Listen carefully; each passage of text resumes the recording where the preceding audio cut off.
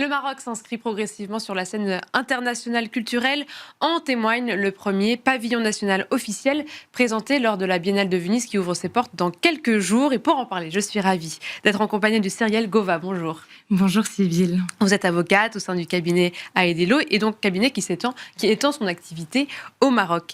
Est-ce que tout d'abord vous sauriez nous dire depuis quand le Maroc a pris à bras le corps en fait, cette question du soft power et de sa position sur la scène culturelle internationale?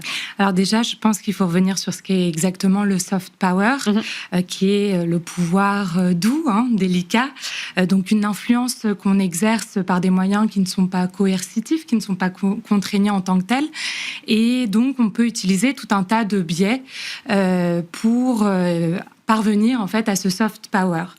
Parmi ces biais, on a notamment l'éducation, la diplomatie internationale, on a le loisir, le divertissement et notamment le sport qui est très important pour le Maroc avec la CAN qui a eu lieu très récemment.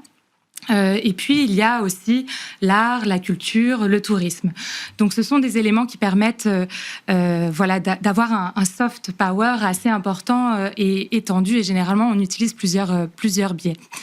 On peut constater que depuis 20-25 ans à peu près, depuis le début du règne du roi du Maroc, Mohamed VI, eh bien, il y a vraiment beaucoup d'actions qui sont mises en œuvre pour valoriser l'art, la culture, les industries culturelles et créatives, le patrimoine. Et chaque année, chaque mois, chaque semaine nous conforte dans Ça va en s'accélérant. Exactement. Au cabinet, on fait des petites actualités par semaine et il est rare que d'une semaine à l'autre, il n'y ait pas au moins une actualité dédiée aux industries culturelles et créatives au Maroc. Est-ce qu'il y a des politiques culturelles fortes qui ont été décidées et qui, pour vous, ont servi vraiment de points importants, en tout cas pour ce développement de ces dernières années? Alors, il y en a beaucoup. Je vais en citer que quelques-unes. Je vais les citer de manière plutôt chronologique, mais elles sont plus ou moins importantes. Il me semble que c'était en 2006, a été créée sur l'initiative du roi du Maroc, et bien cette association qu'on appelle la fondation IBA, et qui est vraiment dédiée à la valorisation, au rayonnement des industries culturelles et créatives au Maroc, et qui, depuis 3-4 ans maintenant, a créé même un forum des industries culturelles et créatives qui est soutenu notamment par l'Union européenne et l'Institut français du Maroc, et qui a vraiment cette volonté de rassembler différents acteurs des différentes industries culturelles et créatives au Maroc. Ça, c'est un exemple. On a également eu en 2011 la création de la Fondation nationale des musées, qui est présidée par... Ça structure bien, en fait, l'environnement. L'environnement des musées, puisque le but de la Fondation, c'est vraiment, en effet, de gérer, valoriser tout le maillage des musées du Maroc. Donc là, c'est vraiment une action au Maroc.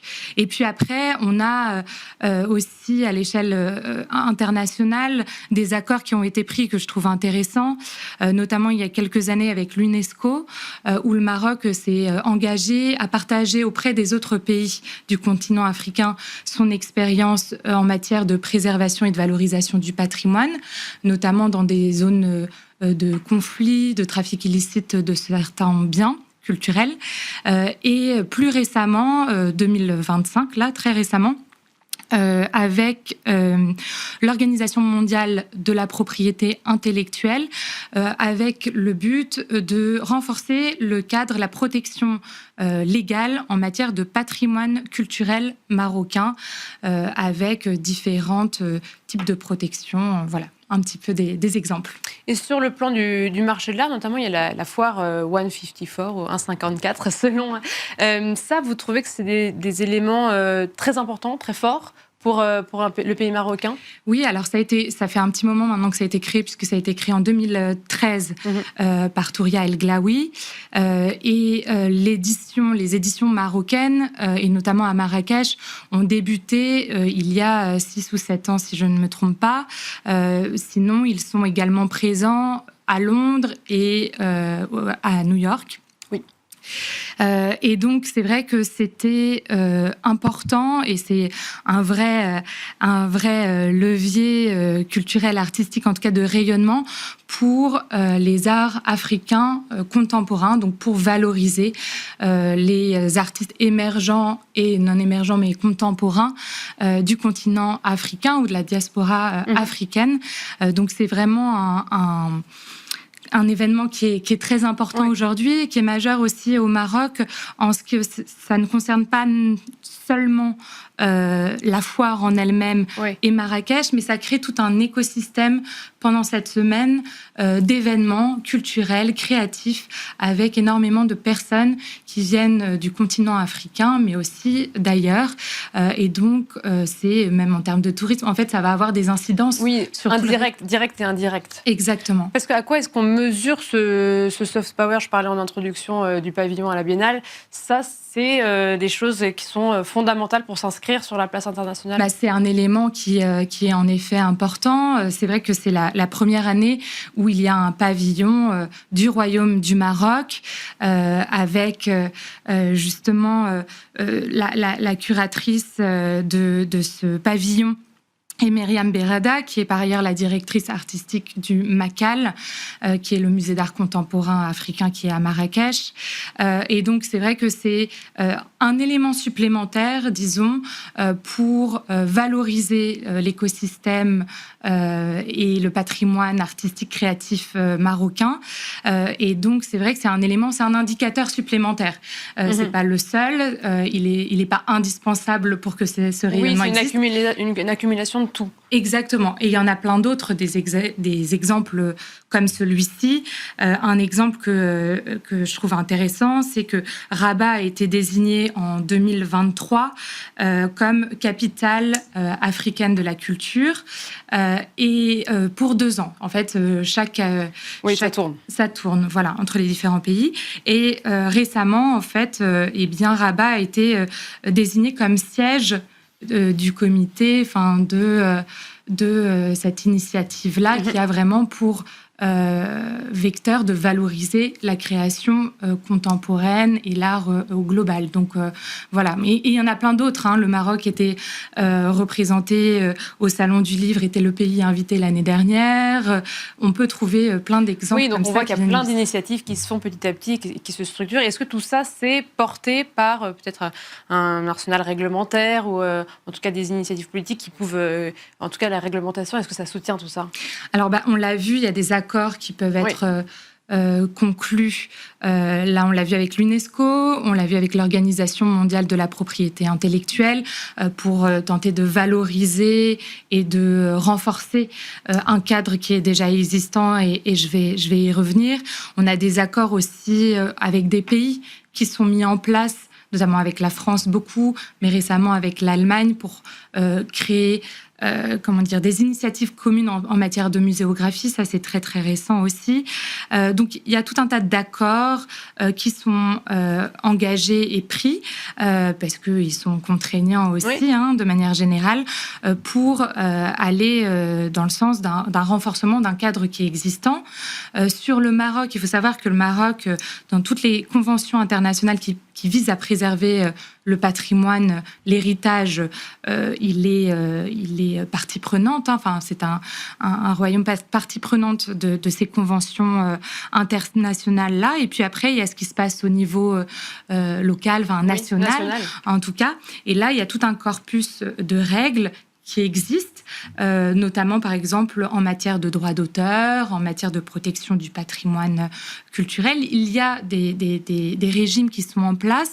Maintenant, ce sont des régimes qui ont besoin d'être modifiés pour suivre les évolutions aussi de ce rayonnement, pour bien encadrer, bien protéger le patrimoine et la création. Et ça passe par tout un tas de réflexions, voire de projets de loi qui sont pris pour renforcer ce cadre. Donc on va avoir... Oui, c'est ça. En ce moment, il y a des projets de loi qui sont déjà sur la table. Oui, alors là, il y en a un récemment sur le sujet du numérique et comment on insère la donnée numérique dans un cadre de droit d'auteur qui est fondamental. On avait, le pays était un des premiers, entre guillemets, en tout cas, qui, dès lors qu'il avait mis en place sa réglementation en matière de droit d'auteur, avait inséré le droit de suite. Néanmoins, il y avait assez peu d'applications concrètes derrière. Et récemment, des modalités concrètes ont été prises pour que ce soit mis en place, avec même un forum qui a eu lieu récemment avec d'autres États africains pour parler de ce sujet du droit de suite qu'on a en matière de droit d'auteur.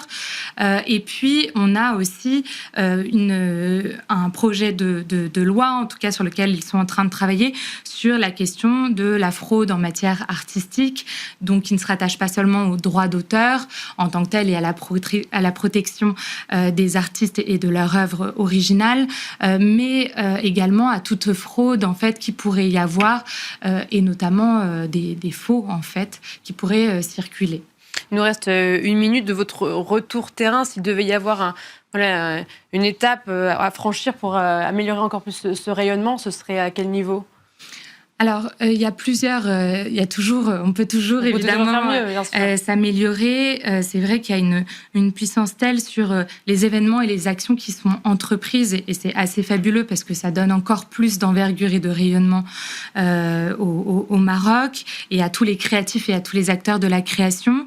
Je pense qu'en effet, ce renforcement du cadre légal à plusieurs égards est très important pour venir bien protéger chacun des acteurs et chacun des maillons, parce que pour valoriser en fait un marché quel qu'il soit, il faut qu'il y ait une réglementation qui s'applique et qui soit contrôlée, et donc avec des sanctions. Et il faut que tout ça se mette en place et évolue au fur et à mesure aussi du monde qui va très vite aujourd'hui. Le monde change à une vitesse pas possible. Et puis un besoin d'éducation aussi, enfin de pédagogie, de transmission entre les différents acteurs. Lors du forum des industries culturelles et créatives dont je parlais, a été mis sur la table à plusieurs reprises le fait que ces différents acteurs ne se connaissaient pas nécessairement, entre par exemple ceux qui peuvent financer des initiatives ou des entreprises dans ces secteurs-là, ou des artistes, et inversement les artistes auteurs, les sociétés dans ces industries-là n'ont pas forcément connaissance de tous leurs droits. Donc il y a aussi un travail à faire de ce côté-là. Merci beaucoup Cyrielle Gauvin. Je rappelle que vous êtes avocate au sein du cabinet Aedelo et dont vous étendez votre activité au Maroc. Et merci à vous toutes et tous de nous avoir suivis. C'était Arrêt Marché. Merci Sybille.